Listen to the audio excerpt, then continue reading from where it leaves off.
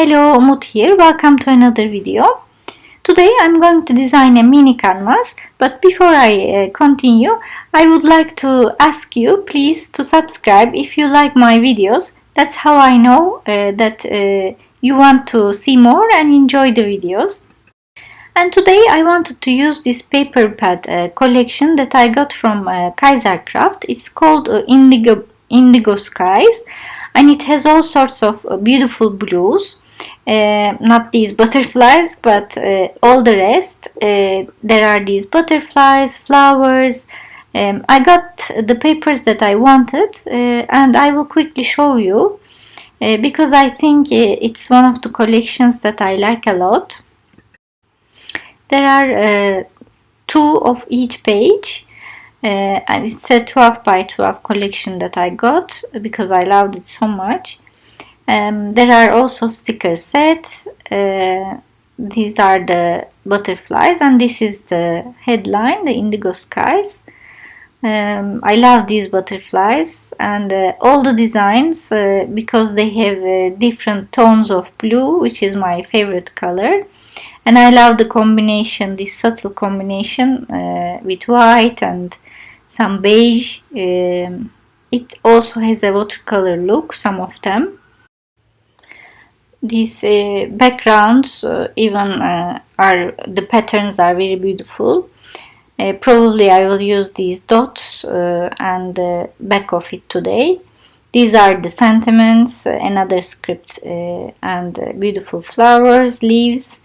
So I just wanted to show again to give you ideas of different products. And today I'm going to work on a 6 by 6 inches canvas, so it's a very little one. And I will use, I think, this pattern paper to have a start. I'm just going to cut it in squares, in little pieces, let's say, to have a mosaic background. I like to have a mosaic background because it gives a base and it saves you from this blank page, blank canvas. So I cut all these pieces and I stick them with my matte medium here and there like a mosaic. And now I'm going to cover it with a light gesso. This is from Faber-Castell, but you can water down any gesso that you have if it is heavy and use it freely, not covering the background fully. That's my aim because I like the look of it, but I need to work on it and add color, so I need to cover it with gesso, and also I want to push it at the back. If you want to fully retain it, you could use clear gesso, which is another option.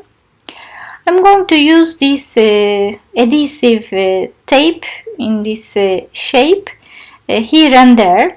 What I am doing here is I took many things from my stash that I haven't used for a long time. Again, I am acting with the mindset of use your stash. I'm just trying to finish some things.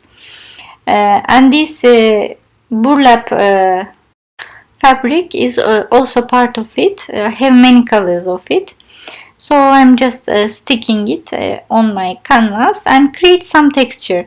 I don't know what I'm going to do yet at this stage. I will just try to create a meaningful texture, lots of 3D on my canvas to create interest with different mediums and create a truly mixed media canvas. And I'm just sticking everything here and there. I'm just taking out these strings after I cut because then it looks more organic, not like it's cut. I have matte medium on my plate to stick everything down. If you are wondering what is that white liquid on the plate. And here is my sisal fiber, another thing I took from my stash. I actually love to use this sisal fiber. I think it gives a really nice texture, and when you feel like something is empty, like your project looks empty, it gives an amazing look and it's a savior. So let's put some of it as well. And here comes chipboards. I'm keeping this one, which is called string frame. It's a 12 by 12 from Dusty Attic. Since I bought for years, it's there doing nothing, so I decided to use it. I took the smallest one, and before I do anything again, I decided to use this corrugated cardstock tool. I think it looks nice, so I'm going for it. Like, I'm using everything that I can find at the moment to make a meaningful mixed media canvas, and let's see how it's going to end up. Because sometimes not more is more, sometimes less is more. I hope it's not the case this time. In any way, I felt very satisfied and happy using some unused products in my stash and give them some love. And by now I know it turned out nice. So after I sticked all this corrugated cardstock as well, I'm going to use my chipboard. But I thought here as well, on this corner, I will stick some sisal fiber, and I will place my chipboard in the middle. I'm going to emboss my chipboard because I don't want to deal with covering it with gesso. For me, an easier way, if you want it white, is embossing. So I covered it with Versamark, and I'm using my WoW opaque white embossing powder to cover it, and I'm going to heat set it. It will be very crisp white. I'll just use my heat gun to heat set it, and as you see, it turns out really nice white. Of course, if you don't want to emboss it, it's perfectly fine to use gesso or white acrylic paint, anything. I'm using my glue to stick it on the two corners to have a nice base for my focal point. And I will use this wax from Prima. It is an Antique Brilliance series, and the color is Turquoise Mystique. These waxes from Prima are more vintage looking. So as you see, although it's turquoise color, it's actually also giving a brownish color as well. So it's a mixture.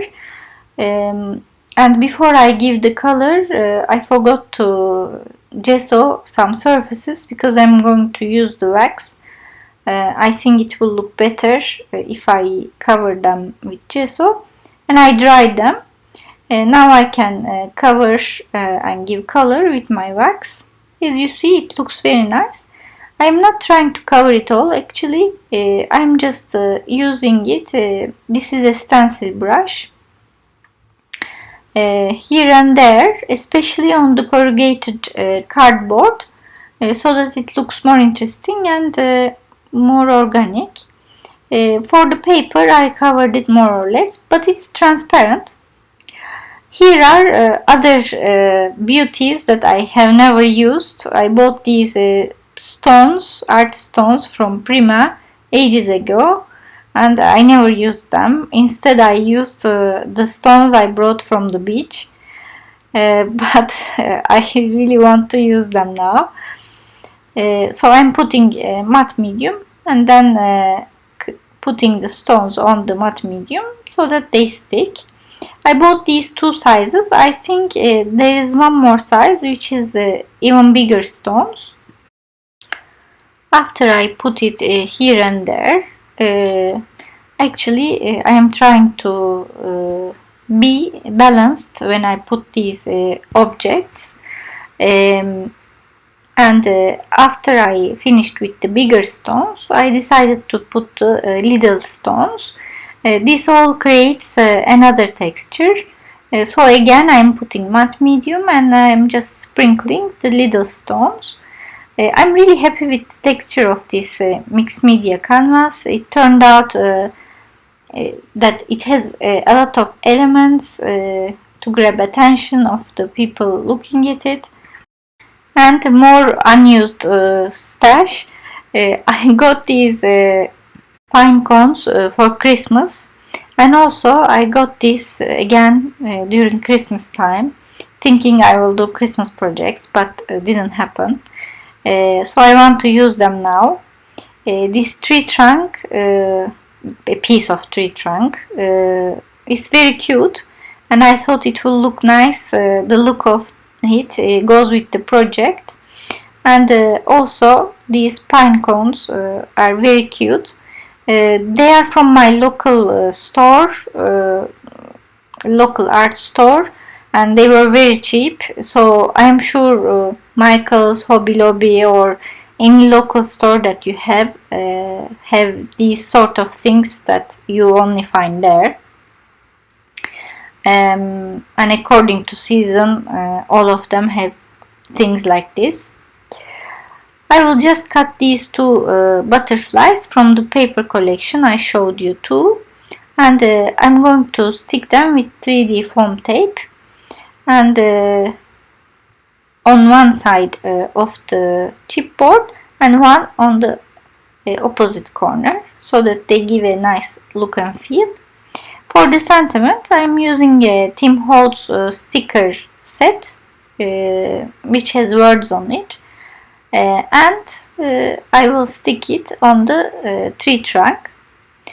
Before I finish, I'm going to use gesso. This is heavy gesso. I will just brush here and there with this gesso to bring the texture to the forefront a little bit more, so that they don't get lost. And I will stick these sentiments with matte medium as well. And finally I will do my white splashes, and I will go heavy with this because it has a sort of wintry look. And now let's complete it with a little bit snow then. And if you are wondering where I put this canvas, I put it in front of some of my books in my library to decorate my library, so you will see the picture at the end of the video. I hope you enjoyed it. I really love the look of it. I used a lot of stuff from my stash, so I feel very happy. I hope this inspired you and invites you to use your stash as well on a fun canvas or any other project.